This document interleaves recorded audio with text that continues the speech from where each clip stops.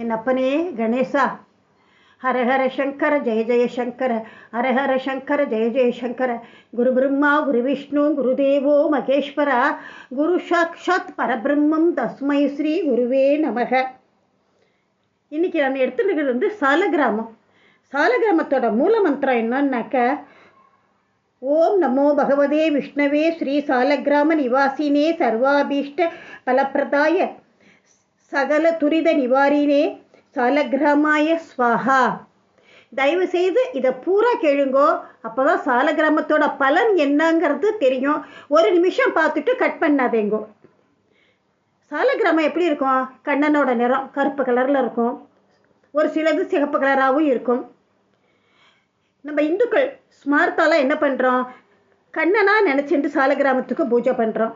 வைஷ்ணவா பெருமாளாக நினச்சிட்டு சாலக்கிராமத்துக்கு பூஜை பண்ணுறா.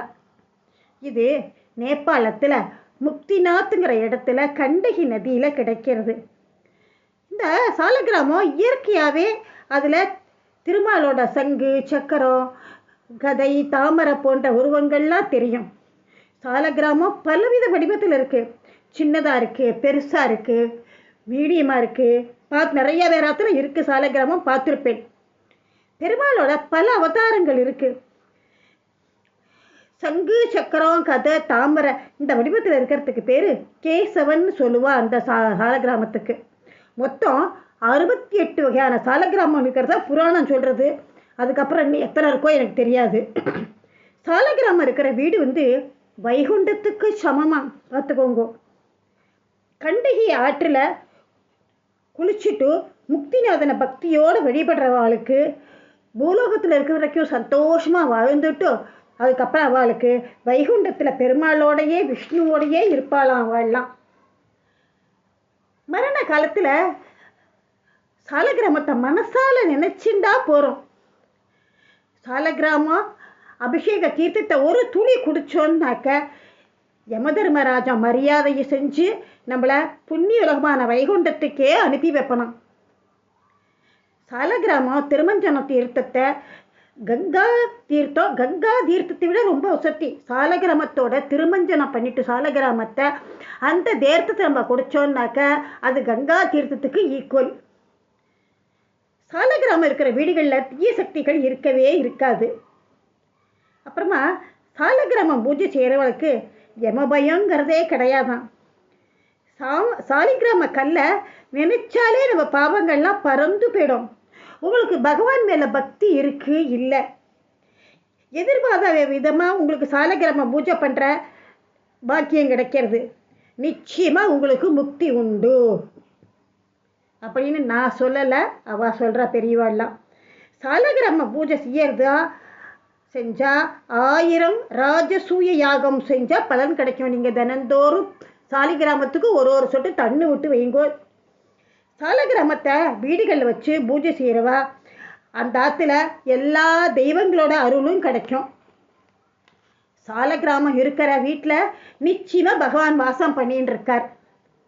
12 சாலக்கிராமத்தை வச்சு பூஜை பண்ணினாக்க 12 கோடி சிவலிங்கங்களை வச்சு 12 கல்பகாலம் பூஜை செய்த பலன் ஒரே நாளில் கிடச்சிருமா.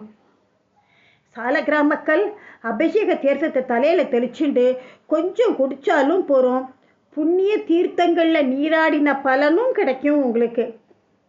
வெரி இம்பார்ட்டண்ட்டு, விஷ்ணு சகசரநாமத்தை பாராயணம் செய்வதன் மூலம் சாலக்கிராம பூஜை செய்பவர்கள் விஷ்ணுவின் திருவடியை அடைவார்கள். அடுத்தது, சாலக்கிராமக்கல்ல விஷ்ணு பகவான் வாசம் செய்கிறார். அவளுக்கு சகல செல்வங்களும் பரிபூர்ணமாக விருத்தியாயிடும். இந்த கல்லை தலைமுறையாக வழியாக தொடர்ந்து அடுத்தடுத்த தலைமுறைகள் அந்த கல்லுக்கு பூஜை கட்டாயம் செய்யணும். இதை எல்லோரும் தொட்டு வழிபடலாம், தோஷமே கிடையாது. சாலக்கிராம கல்லை தினமும் தொட்டு வணங்குபவர்களை கடவுள் கூட விரும்புவார்.